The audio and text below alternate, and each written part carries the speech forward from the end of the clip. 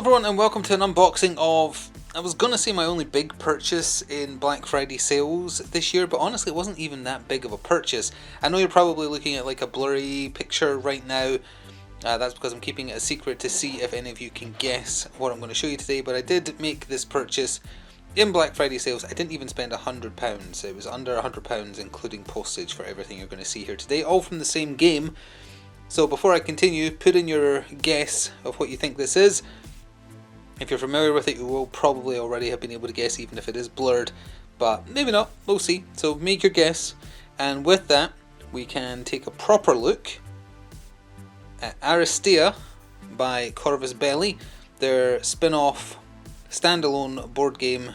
Ultimate Sports Show is the tagline for it, set in the same universe as Infinity, but totally different play style, totally self-contained, although there is some characters that you can use in Infinity and vice versa, I think. But either way, it's going to be a video game as well next year, which reminded me it existed because I got shown that the video game is in progress. And it's a bit like Overwatch, it's a bit like Apex Legends in terms of character style, in my opinion. A little bit of references to other things as well. And as I say, I picked up all these for less than £100 in a Black Friday sale, and I'm going to take a look at them today. I think the original box was launched via Kickstarter in 2018 or 2019, something like that, and maybe even a bit earlier than that, because I think it launched around about the same time as Warhammer Underworld, and apparently that may have hurt its chances a little bit, so they might be doing a bit of a second wind with it now, hence the video game coming out, but that doesn't matter to me. I just want to have a look at this and see what it's all about. So we are of course going to start with the core box, which has everything you need in it to play a full game for 2 players. The other boxes that you saw are character expansions, just to give you a better, or larger at least, not necessarily better, roster of participants to take part in. For ages 14 plus, 2 players, although there is an expansion that makes it up to 4 players I believe. 60 to 90 minutes. There is an official website, it does still work because I've checked, and it says right there it's part of the Infinity universe, but it is a standalone thing. It's meant to be the sports, like the most popular sports show that people in this universe watch, essentially. 2-player tactical game, take control of a team of 4 characters and fight for prizes and glory under the delighted gaze of 1 billion viewers. I wish. Alright, let's get this open. And the characters on the box, which reminds me a lot of the original Overwatch lineup picture. Obviously there was more characters in the lineup for Overwatch, but just them all standing on the like egg white background, it's just very reminiscent of that. I'll put that behind over there. This game doesn't end with a box. Maybe it does. Meet players from all over the world, Global League Season 1. I believe they finished on Season 5. I might not be right about that, don't take that as verbatim. Some kind of book. Okay. Access Guide to the Human Sphere. I'm familiar with this kind of thing from Catalyst Game Labs doing primers for the Battletech universe. So this is about the world at large. Oh, and then the characters you get as well. Miyamoto Musashi, 8-Ball, Major Luna, Ngata, Parvati, Wild Bill, Hexer, written in Leet speak, and Maximus. He's in the trailer for the video game. I recognise him. And then a little bit about the game itself, as in within the world lore. And some kind of box on the back. Okay. How to play. Thin but long. How many pages have we got here? We have got 15 pages. Yep, 15 pages of how to play. But it's your kind of basic. Each character has action points. They need action points to move, do their attacks, do their special abilities. The only really complicated part, from what I've seen of Aristeia, is you can use up symbols on the dice you roll, and there is a lot of dice, different colours, to activate triggers for your special abilities, which may also mean that you take some damage back in return, because you can drop your defense to do some special stats or special conditions at the cost of doing less damage or blocking less damage coming back at you. So that's the faces on all the dice there. So the black dice must just be for defense then. Interesting. Okay, so we don't need to go through the minutiae because that'll come later. But if you are curious, because there is still quite a lot of copies of this core box going around, incidentally, you might still be able to get it at a Cyber Monday price or similar. And an advertisement on the back. So then we have a cardboard hexagon playboard area. Ooh, that's one side of it. Oh, I like that side because the objective areas are blue. I'm not going to super flatten out just yet, but oh, as I hit the camera, that's the kind of default side. You can also get fabric mats, but that's the general play area. Good cardboard. It's not actually super reflective given that my studio light is just right there. So it's actually catching the light to a reasonable degree, which I'm happy about. Although, yeah, as I say, I prefer this side of it, I think. Oh, I prefer this side of it, although it did just kill the box lid, but that's okay. I believe those are where you put line of sight blocking cover, and then there's a smaller cover you can kind of hide behind. Again, might be a bit wrong about that, I haven't read the rulebook yet, but that is my understanding. So beneath the board, we have two more boards. These are the player boards that fit in to the hexagon play area. The dome, I think it's referred to. Like that. And it has on it your infirmary, where your characters go when they die, where they come back, with a reminder of the negative they get. I believe that's -2 action points. Turns, presumably, initiative order that you select each turn, and I'm not sure what these two would be, but I'm sure they'll make it very clear in the rulebook. And then after that, we have our tokens for the game. Two loads of tokens. I think those are the cover icons. And then status icons, damage icons, and I'm not sure what their profile faces are used for, but there is some of those as well. Thick card. Oh, I almost popped one out. We have stickers. I am not sure what those are used for at all. Maybe for keeping track of a league or something? Not sure. A reference guide. Let me get into the important stuff like the miniatures. Introduction, rules, glossary, scenarios. Oh, so this has your scenarios of how you play. Oh, the rulebook has how you play, but how you score in matches and what stats effects do and things. That's much more compact. I like that. That would be much more easy to keep track of. So that is 28 pages, including the glossary at the back, and a quick reference on the very back page there. So that's handy. Yeah, that's much better to keep track of there. So we also have all those dice. Blue, yellow, orange, black, red, green are the colours you get, each with different symbols that mean different things. Iconography is pretty heavy in the game, so if that's off-putting, that would be a turn-off for you. These are just the initiative cards that go on the board as I just showed you. You kind of do like a betting system, because you start your team cards in the order you want face down, and then whoever has the higher initiative, I presume, maybe lower, gets to choose who goes first out of the chosen characters. So you have to try and anticipate what your opponent is doing as well. Bunch of tactics cards, and I also presume stat cards together in one package. So that would be, you play this before you make a dice roll to get a blue die. I'm not sure if the blue die, I think that's probably defensive focused given the skill name and the picture on it, so that would help you with that. When we open up some of the character packs, we'll see all their cards, so I don't really need to open this to show this, because I'll show you an example of a stat card once we look at one of them. What's more important is we look at the last thing in the box now, which is the miniatures themselves. Right, poured them out. They were all in the same baggie, but we can take a look at them here. I'm going to zoom in so we can take a good look at their quality. Just give it a second to adjust from me zooming in like that. This was, what was his name? Sashi? But with them all being in together, I would not be surprised if we've got some bent plastic. But they are plastic. I believe Corvus Belli mostly uses metal still, which is actually quite rare this day and age. But these are all in plastic, and all come pre-assembled, obviously, as you can see. The detail on them is very nice. So there's one. This is, so what was her name? Major something. Major Luna, I think.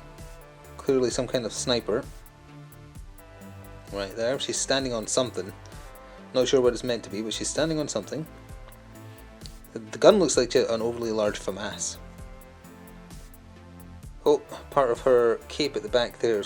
I'm not sure if that tear is meant to be there or not. I think it is, and it's just got a little bit of flashing in the middle.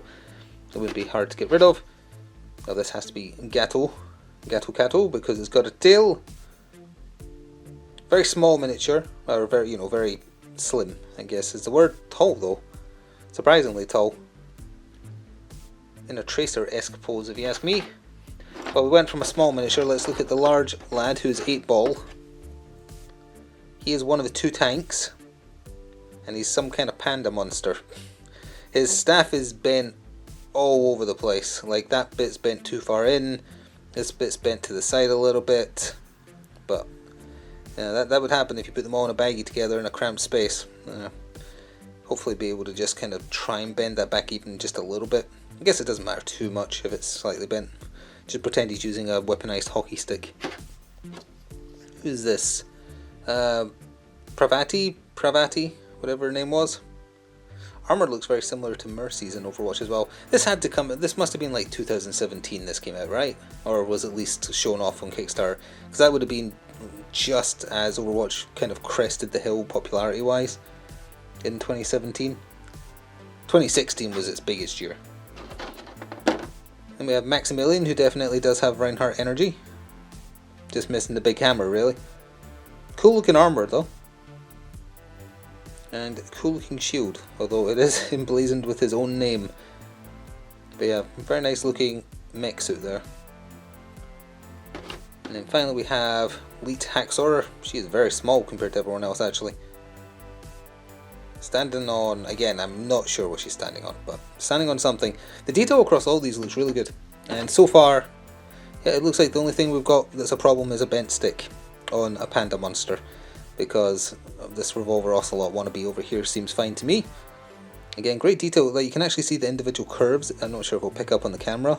The individual curves in the trousers. It's very nice. I was hoping the miniatures would be good quality. I'm actually surprised they are better than I expected. Especially because, oh, he is actually...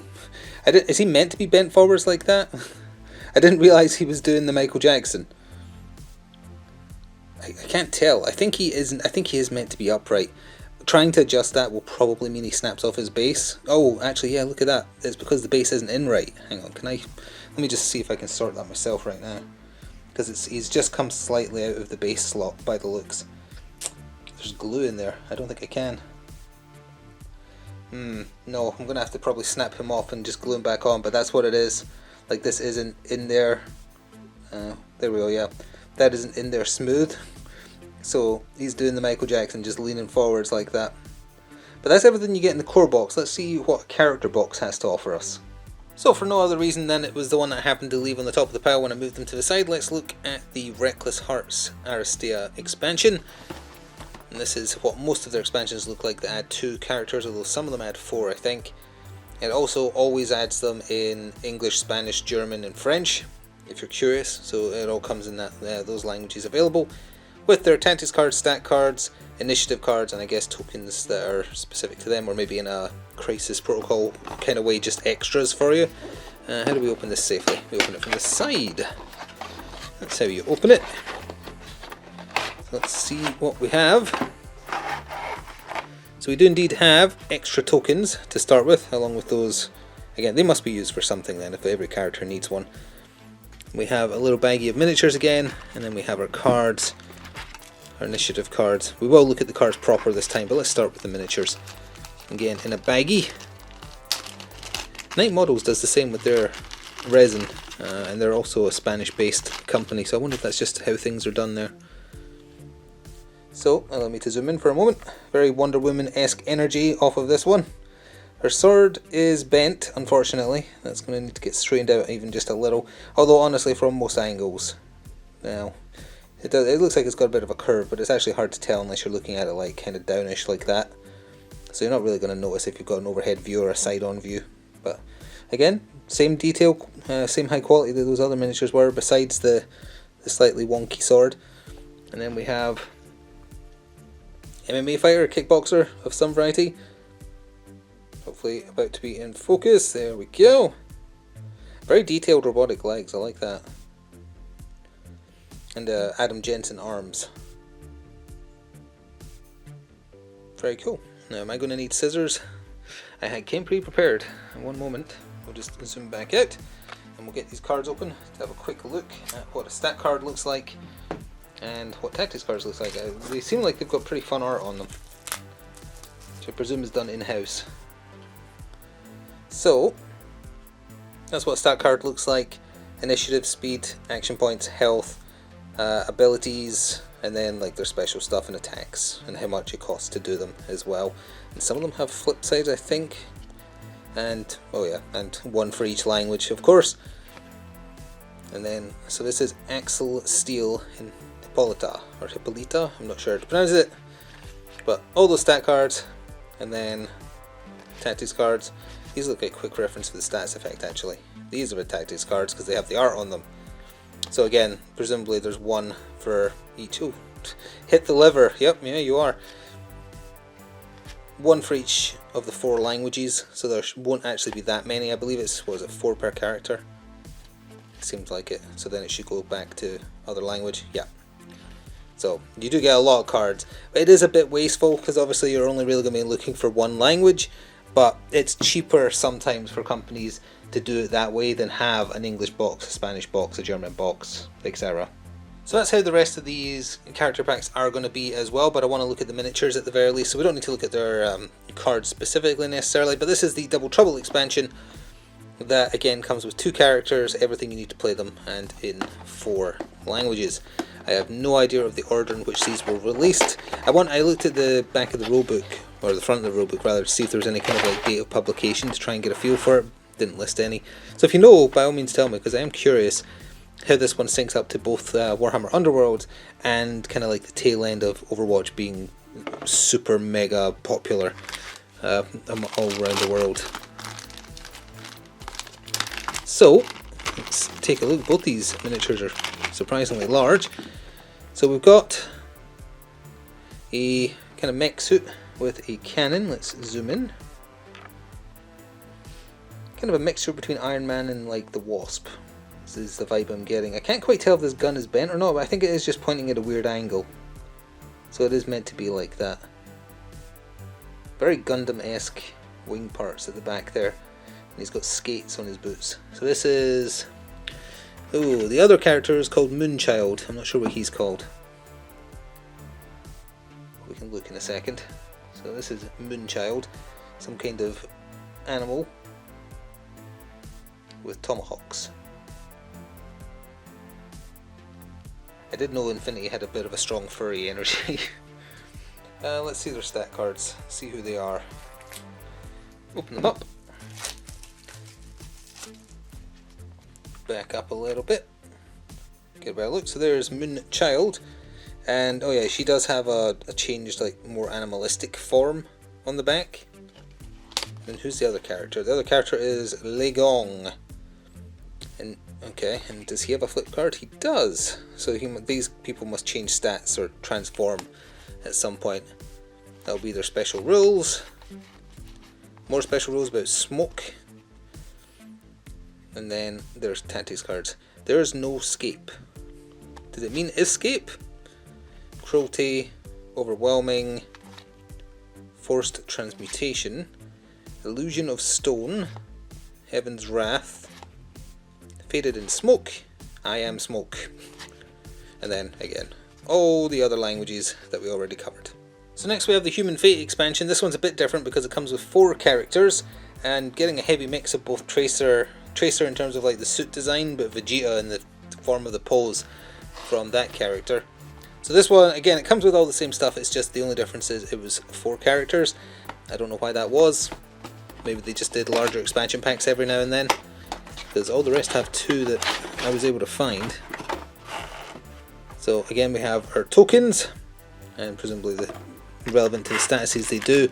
The 4 minis in a baggie, and then there'll be lots of cards, yeah, to cover 4 characters in 4 languages, and their initiative cards are just in there, which don't need to show really. Let's see the minis, that's the important part. So this is the one that has Tracer-esque armour.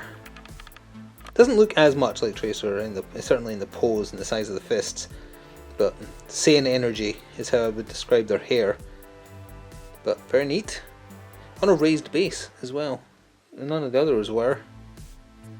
Not sure why that is, but maybe it's for... actually, none of these are either. Weird. Archer with a very thin bow. I'm glad that's not bent, because this is a very fun pose. I like archers.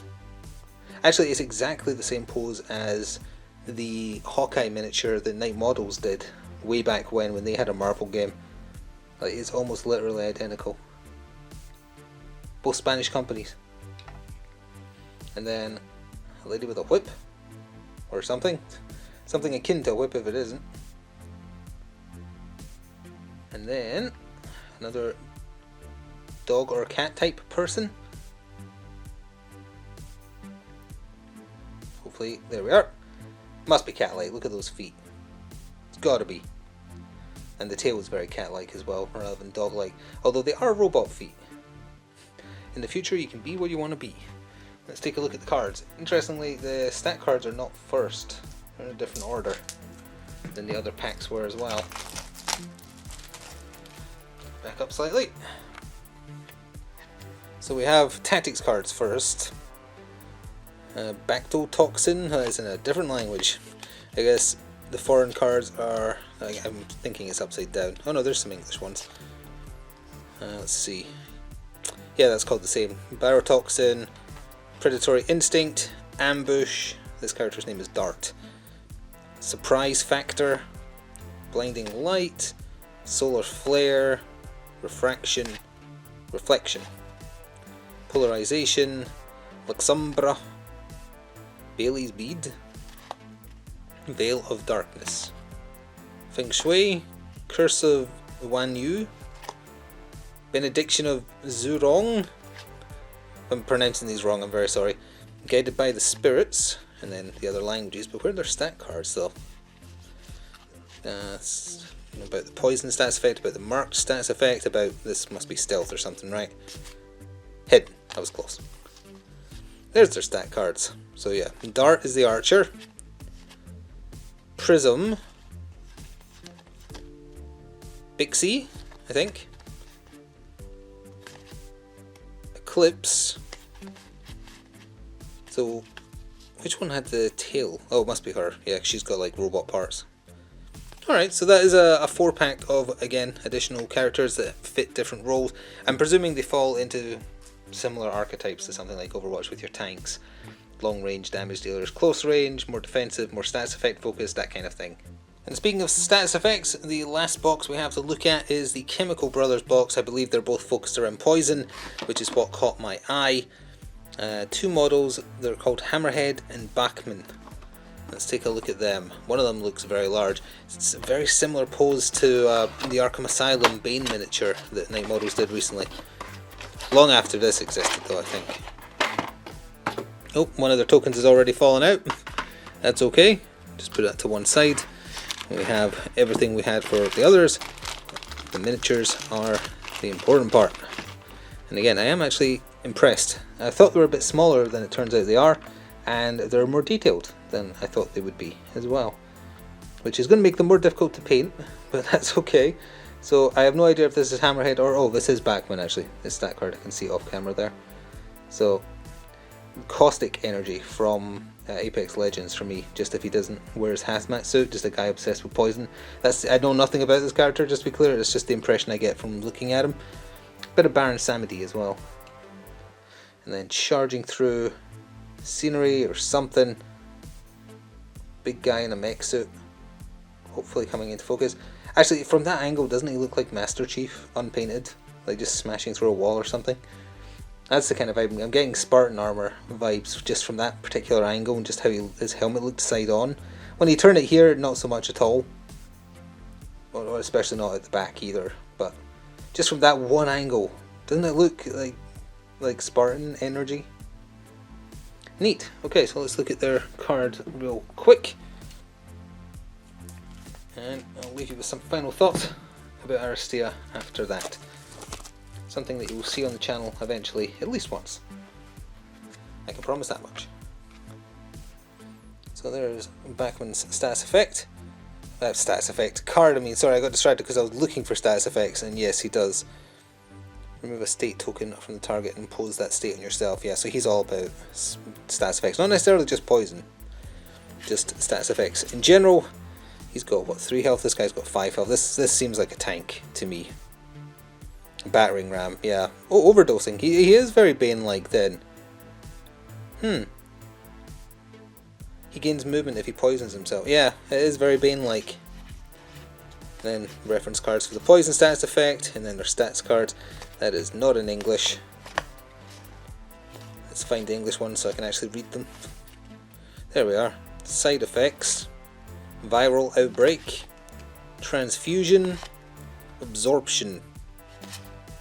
Contagion. Forbidden substances. No defense. And wall breaker. Ah, you can smash through scenery, I guess. Alright, and that is the Chemical Brothers. So that is it. That is a look at my only real large-ish purchase for Black Friday in terms of miniature games. Aristeia by Corvus Belli with some of the character expansions. I think the game is dead, more or less, or at least was until a few weeks ago when they suddenly released the trailer for the video game collaboration that they're doing. That might reinvigorate their interest, or just interest from people in general, to play the board game version with the miniatures, etc. That doesn't matter to me. I just wanted to pick something up, and it was, like, considering the quality of the miniatures that I've now seen firsthand, it was an amazing deal to get all this for as cheap as I did. And because it is a basically dead game at this point now, I'm not expecting it to blow the doors off or anything popularity wise. It is just something to test on the channel, see if people who aren't familiar with the game either take a liking to it, might even help it along to get more popular, and maybe people will look into it once there's a video game out as well. But we'll certainly try it on the channel at some point in some format, so look out for that. You'll probably see the miniatures popping up and getting stuff painted before anything else, but you can check out their website if you want to look into the game for yourself, or look around your friendly local gaming stores, because as I say, there's a lot of these, at the very least there's a lot of these core boxes, the big box. There's tons of those floating around the UK, and even outside of Black Friday you can get them for really good prices. I had a look around. But either way, thank you for watching. If you want to let me know what you picked up miniatures wise for Black Friday or Cyber Monday or whenever else over that long weekend of deals, let me know. I'm curious what people are playing and what people are investing in. Enjoy the rest of your day, and I shall see you next time for something else. Until then, ta-ta for now.